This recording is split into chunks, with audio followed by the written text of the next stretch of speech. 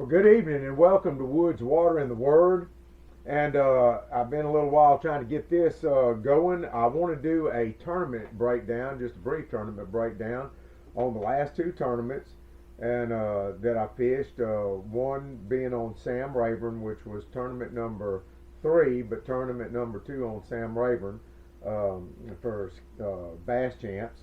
And then this past Saturday was one that myself and Keith Lazion fished for the Southern Bass Fishing Association on Cane River. Well, just a quick breakdown on that. The second tournament on Rayburn was not like our third place finish that we finished on the first tournament on Rayburn. In fact, it was I think it may have been the worst tournament we fished. We left out that morning, and it was going to be one of the first tournaments that we were able to fish this year that wasn't freezing. And I was looking forward to that. Unfortunately, we were supposed to have some really, really high winds, and I was really hoping that they would make it a trailering event. And Bass Champs decided not to, and that's all right. But I just a little bit intimidated to get out in the middle of the water because we weren't quite sure the direction the wind was going to come from. They were predicting it was supposed to be coming out of the southeast or the southwest. I can't remember now. But anyway, and that morning when we got there, it was already not what they said it was going to be, but it was blowing pretty good. So we got on the map and decided to go to what we thought would be the safest place that we could get to and get back from. It was nowhere close to where we were going to fish, and I'm really disappointed about that because, not to make an excuse, I just thought we would, man, I really thought we had the spot. And after looking and listening on Tackle Talk Live, the fellow that the team that won, they were actually fishing in the same type of area that we were going to be fishing out of. And I know some people were bed fishing in the north, and I know that some of them were sight fishing. In fact, when we pulled up to weigh in, the boat we pulled up next to, going up to the pavilion for weigh in, I saw a bubblegum trick worm on the rod, and I said, "Uh-oh." I said, "We're in worse trouble than I thought we were." But that's not what actually won the tournament for them. We wound up in 118th place, and I think they said it was exactly 200 boats. So yeah, we didn't do so good. We caught lots of fish, and you saw some of those before we started. You saw some of the fish we caught, but we could not catch a fish over 3 pounds. We could catch lots of fish, and we were back up in that 30 number again on catching fish. For a fun fishing day, we had a blast, but for a big fish day, we didn't. And I kept talking myself out of trying to brave the bigger part of the lake to get to where we were going. And hey, listen, I'd rather stay alive and not catch a fish than catch a boatload of winning fish and never make it to the weigh-in. So that's just the way I am. Maybe I'm just older and overcautious, but that's what we did. We had a great day anyway. Really did. We didn't freeze to death, number one, and we caught lots of fish. So again, I think we weighed in 11.24 for 5 fish. They were all in the 2 pound range, and that just doesn't do anything on Sam Rayburn. So, but we had a good day. The next tournament that we fished was the number 2 tournament for the Southern Bass Fishing Association, and this one was going to be on Cane River.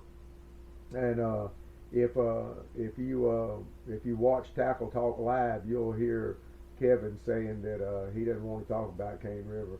That's one of his home lakes, and he really likes it. But anyway, we got out there, and hey, listen, the cold weather came back. It was like 27 degrees.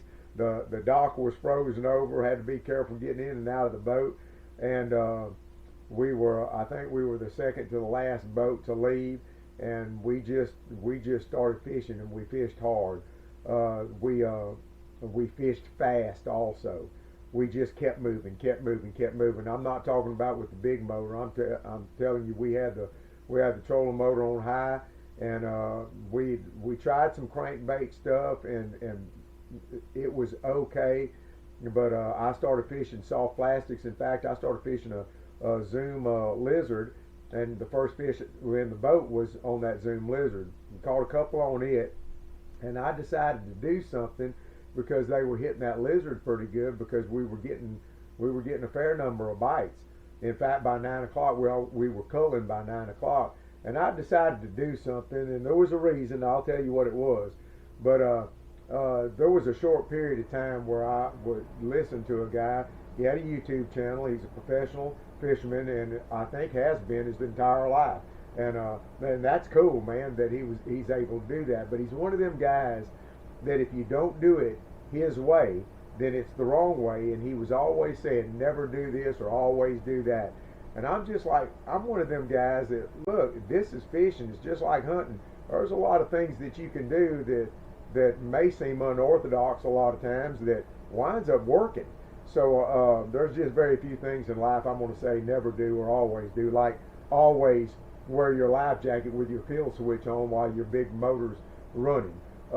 Always wear a safety harness when you're climbing a tree. Those are the kind of things I'm going to say always, and never not climb a tree without your harness on, stuff like that. But anyway, he had done a video, one of the last ones I watched, and I unsubscribed, and he was saying never ever use a bait that comes from a discount store. Well, that was just a challenge to me. So I noticed Walmart was putting out baits, and in fact, when he that was some of the baits I believe that he showed not to ever buy. And y'all, I don't have a problem with anybody's bait. I'm not going to pay a bunch of money for a bait, just not going to do it. That's the frugal fisherman in me. But I was at Walmart, and I think they started off first with the hard baits, and then they began to make soft plastics. And I picked up, I can't remember what it's called. It looks similar to a brush hog. And I also picked up these. It's made by Ozark Trail, which is a Walmart brand, and it's called a Lunker lizard. And this one is in watermelon candy. It's a little darker watermelon color than like Zoom would be, but the flake in it is almost identical. One thing I like about it is it does say on the package made in the USA, and I like buying stuff that's made in America. And there's something else when you open the package, it's got a scent, and it reminds me of the old fish formula, which, if I remember correctly, was the first commercially manufactured and sold fish attractant, spray-on fish attractant. And man, listen, I used to use that stuff all the time. I loved it. I don't know if anybody makes anything like that anymore, but if they did, I'd buy it. Well, this stuff smells just like fish formula, and it's the anise oil. I don't know if it's pronounced anise or anise oil, but it's I think it must have anise oil in it, because that's what it reminds me of and smells like. I don't know. All I know is that I started using this, and y'all, for Saturday, they were hitting this and holding on to it like they weren't holding on to the Zoom. And I love Zoom products. I love them. Been using them, my goodness, I guess ever since Zoom worked. But you know how it is with fishing. Never say never. And this particular bait, and I think this package, if I remember correctly, it was either $1.97 a package or $1.99 a package. And I'm going to tell you, for a frugal fisherman, you can't beat that. And they were biting the snot out of this thing.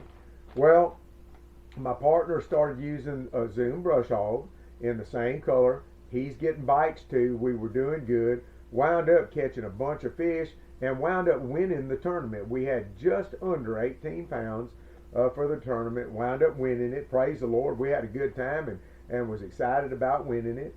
Got a cool trophy for it and got a check, and everybody likes getting that check.